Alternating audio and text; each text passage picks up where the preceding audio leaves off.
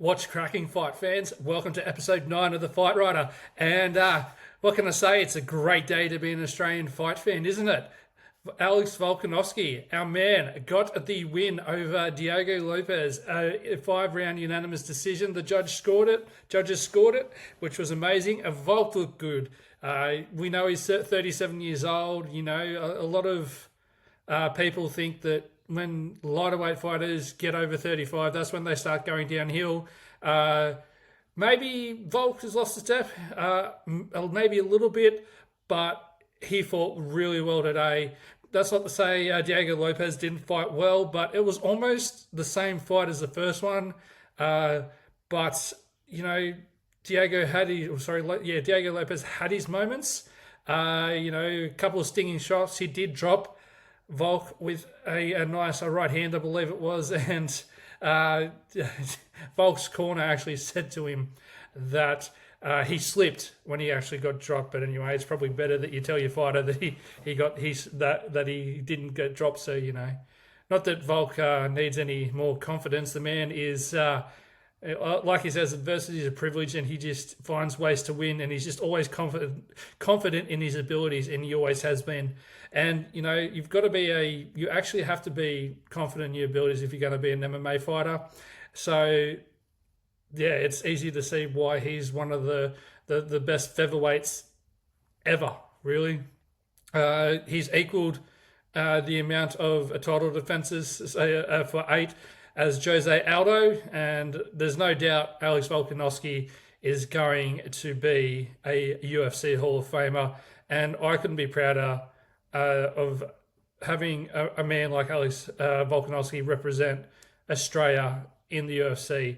Him and fighters like Robert Whittaker have just been great ambassadors for the UFC in Australia, and I'm really excited actually, and we'll talk through a few fights here today at the next lot of fighters coming through. And there's one I'm very excited about. He looks to be the real deal.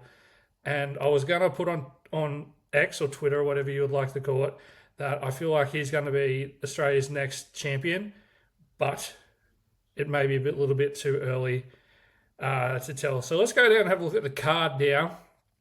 Obviously, you had Alexander Volkanovski beating Diego Lopez. I'm just going to take you over to X now and look at the fight.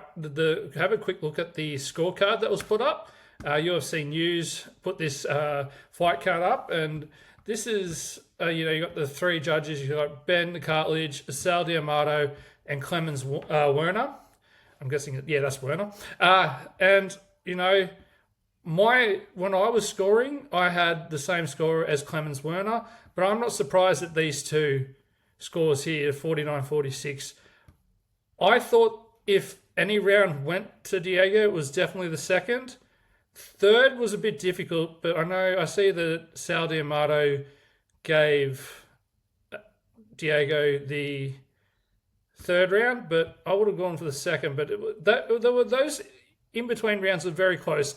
Round 2 more close than the others, I feel. But everyone sees the fight differently. I'm pretty sure I saw someone had their scorecard as 38-38, which was really interesting. But like I said, people see a fight differently. So yeah. So that's the scorecard there. And like I said, I had 50-45, but again, not surprised by a 49-46 score. I thought that that the second round was definitely Lopez's. Let's head back over here and have a look at the rest of the card. As we had Benoit Saint Denis defeating the man, Dan Hangman Hooker. Hangman had a really good first round, and he looked to be doing some damage, and I actually cringed a little bit because I was worried that I was going to lose my multi. So shout out to Ladbrokes, thank you. They're the betting partner of the UFC, so it's great to use them. But yeah, it was just he fought a really good fight in the first round. But Saint Denis just he's vicious, and when he was able to trap, he did some damage on Dan, and when he was able to trap him down, he could have gone for a triangle, being a mounted triangle. But he wanted to inflict damage, as much damage as he could. And I know, I'm sure some people would have been disappointed that it got stopped when it did, considering I think there was 15 seconds left in the second round. But Hooker was defending himself and he wasn't doing anything back. So I think that was an easy call to make for that fight to be stopped then. So Benoit Saint Denis getting the win there. This man, Mauricio Hufi, defeated Rafael Fiziev. I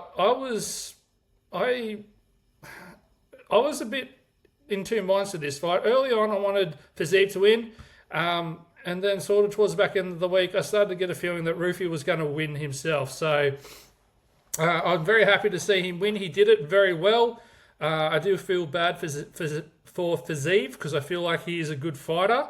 But I don't know where he goes from here, actually. Rufi, that's another good question. A bit later in the week, I'm just going to have a bit more of a look at the rankings and try and see if I can work out who's going where and what we can do there. So, but Mauricio Rufi, very well done today. Big fan of his, and I'm looking forward to seeing what the future holds for him. Now, this one, Taliesin Teixeira and Tai Tuivasa. First of all, before we chat any further, I was happy to see Tai Tuivasa back in the octagon. No matter what you think of him, being an Aussie, I love Aussie fighters. It doesn't matter who they are. I'm gonna get a sense of pride when they step in the octagon. I'm gonna go for them no matter what.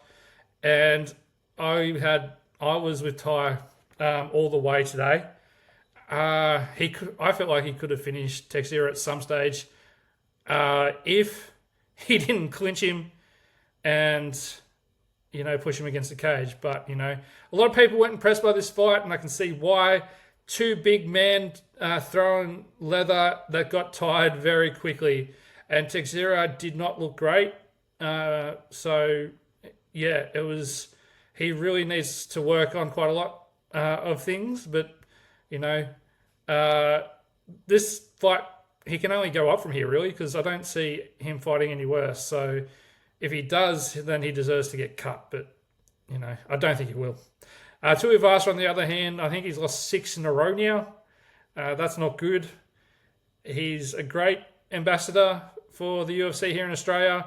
I thought that year off would have done him well. I'm not saying it didn't do him well, but I would have liked to have seen him win here. Unfortunately, he didn't. But he has stuff to work on still. But is it too late for him to save his UFC career? We'll watch this space and we'll see. I still think he can do better. I still remember him taking Cyril Gane to nearly knocking Cyril Gane out. So, I mean, at one stage he was at his peak, and it doesn't take much to turn yourself around. And even if he does get cut from the UFC, he can go off somewhere else and work to get back in. He could go to the PFL even, because I'm pretty sure PFL are starting up in Oceania, sort of, how they have PFL Africa and Europe. I think they're starting in Oceania one. And former UFC light heavyweight Tyson Pedro is going to be fighting in that. So, yeah, I'm not going to be surprised if Tuivasa gets cut. I'd like him not to be, because he's a character. We love him in Australia, and we'll just have to wait and see what the big bosses say.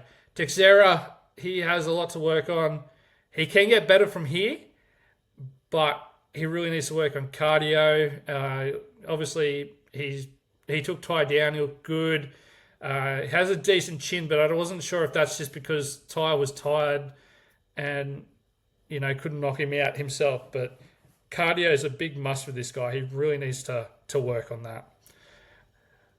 We head down here, and this is the kid I want to talk about, Quillan Salkild. Very well. He's such a well-rounded fighter. He looks so good against Jamie Mullarkey today. I feel for Jamie Mullarkey a bit. I've been following his career for some time. I followed it in the early days when he used to fight on regional shows like Brace for War and stuff like that, promotions that kind of don't really exist in Australia anymore. But he fought regionally in Australia, and he made it to the UFC. Ross Pearson's obviously his coach. He returned as a winner last year, but against a skilled fighter like Salkild, I actually thought at first that he was actually going to put up a big fight and may have surprised. Funnily enough, he was actually paying $8 on Ladbrokes. And the gambler in me really wanted to put a little bit of money on that just to see, how that went. But at the same time, I just knew that Salkild is a different beast. And the takedown he did just before he got the submission win was phenomenal. It was absolutely phenomenal. The kid is...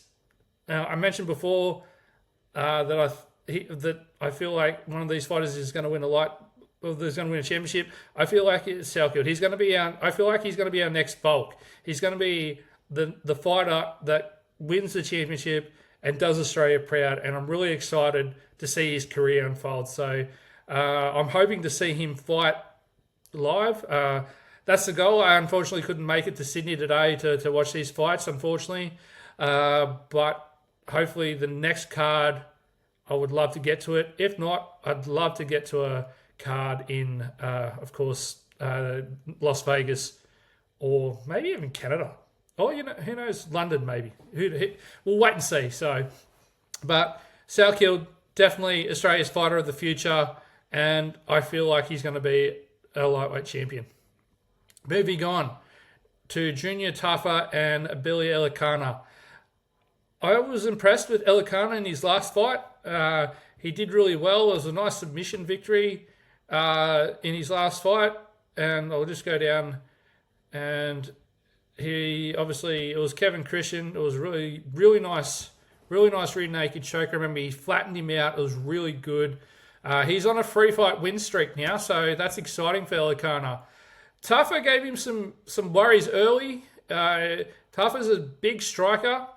Couldn't get the knockout, unfortunately, but Elikana made him pay for it. So I feel like there was a couple of times where he could have followed up with some shots to get the win, but it just wasn't to be for Tafa today. And he is now at 6-5 and is in danger of being cut from the UFC, which is a shame because I really liked the Tafa brothers, and who knows what happens from here. Maybe they make it back. Junior hasn't gone yet, so say he does go, maybe they can make it back, but it's really up to them, really. But Elikana, excited for him. He's going to be a good fighter. I'm hoping to see him fight again this year. We'll see how he goes, how he put up after his fight.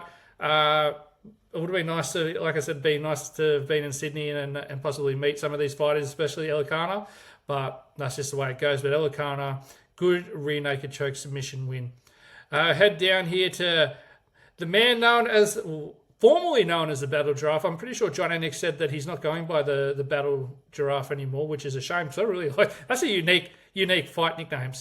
But Cam Ralston, another fighter I've been following on the regional Australian circuit for quite some time, and it surprised me that it took as long as it did for him to get to the UFC. But I'm happy he's here now. He's a great fighter. We'll see if his championship material. Don't know yet. He still has a lot to go. Needs to move up that ladder, but winning like he did over Cody Brundage was the right step. And Brundage was game today. He was really game, and I actually thought he was going to pull out the victory, but Ralston just was able to get that TKO, and he just looked good. The man is tall. He has that really long reach, and he looks like a great fighter. So yeah, it's just it's amazing that how good Cam Ralston has come out of Dana White's Contender Series, because we know, and funnily enough, he lost to one person on this card who actually fought next, and a lot of you know who that is, but I'll get to that in a minute. But he had the first loss against this man here, Torres Finney. Then Finney was very wrestle heavy. Then he came back and he won the second fight in Dana White's Contender Series. And then he asked to be on the Perth card last year, and he was. I'm surprised. I'm not. I shouldn't be saying surprised, but he did it. Which was awesome. So and then he looked so good against Andre Petrosky.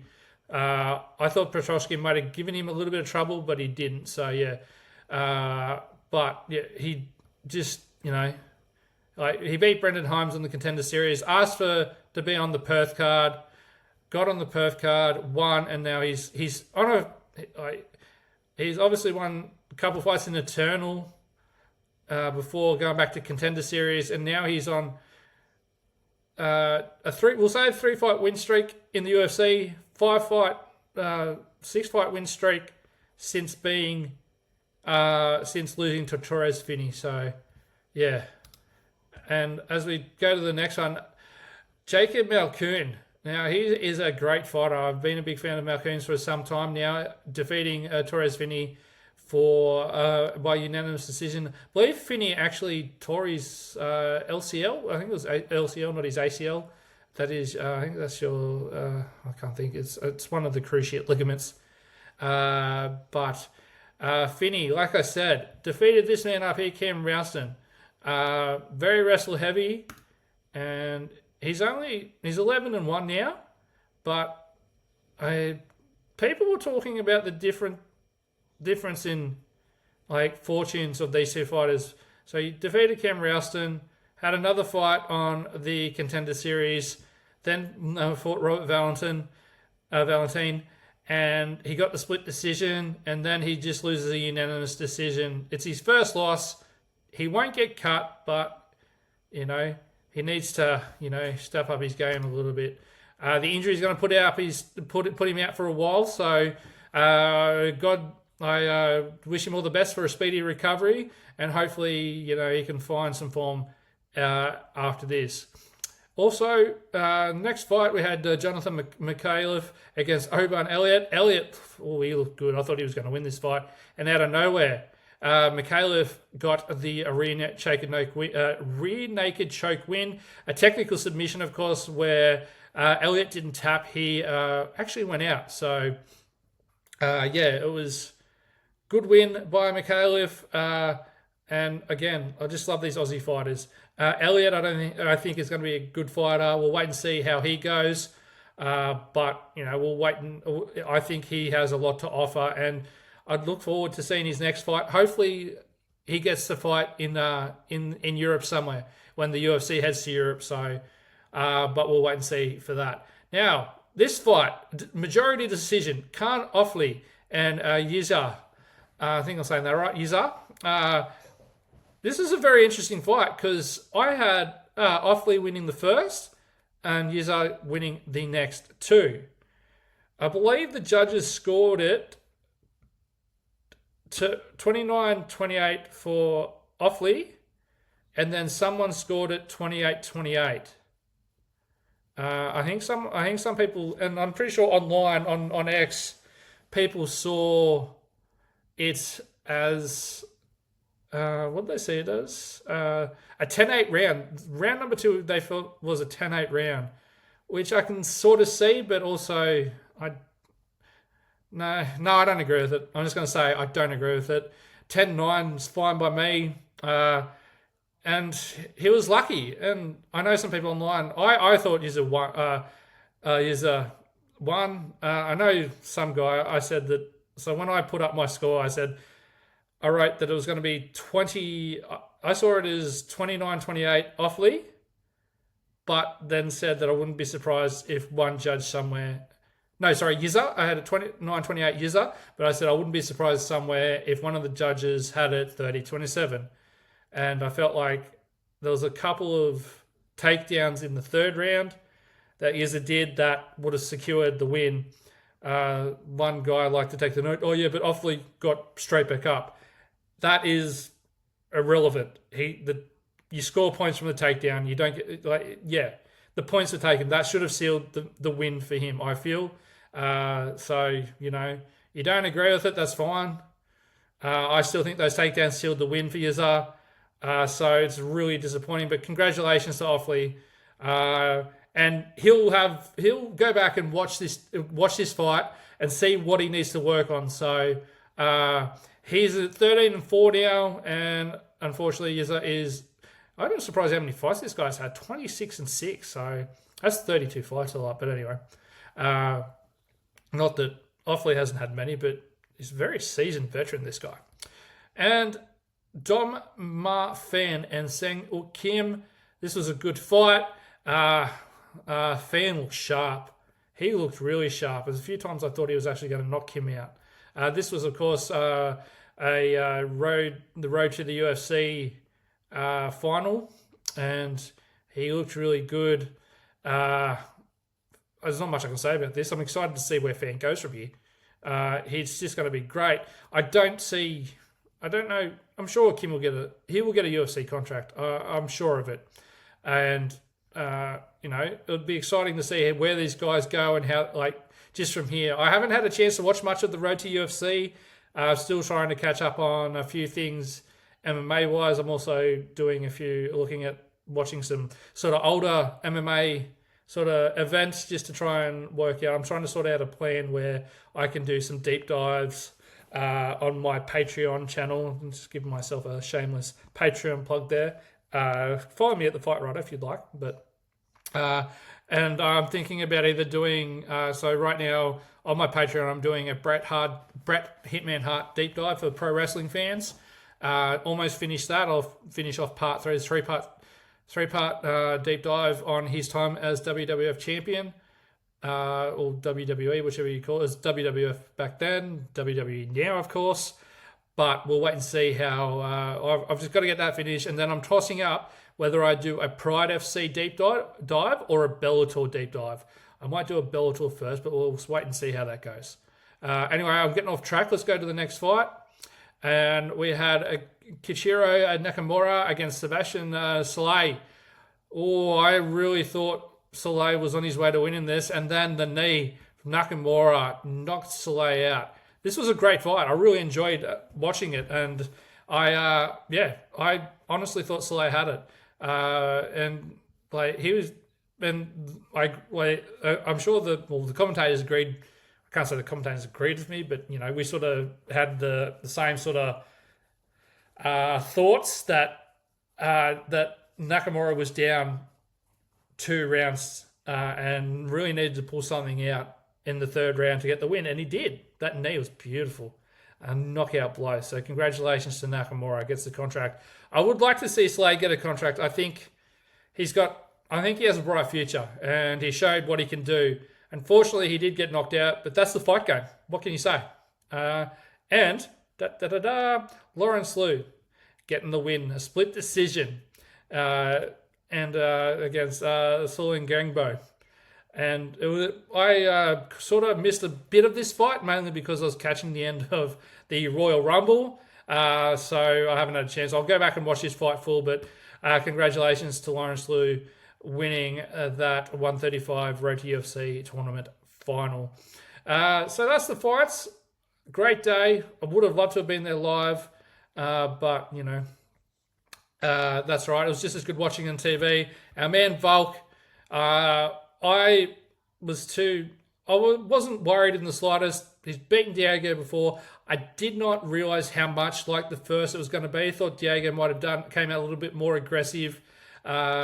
He sort of tried to walk Volk down, but Volk's just got a great game plan. And it makes me wonder, and I know, he took the Islam Makhachev fight on short notice, got knocked out, and then he took on Topuria. I just feel like if he had a bit more time and wasn't wearing the effects of the knockout from Makhachev, that he would give Topuria a bit more of a challenge and have a bit more of a better game plan for him. So let's see what happens. I think they're talking about Mosavov and Lerone Murphy.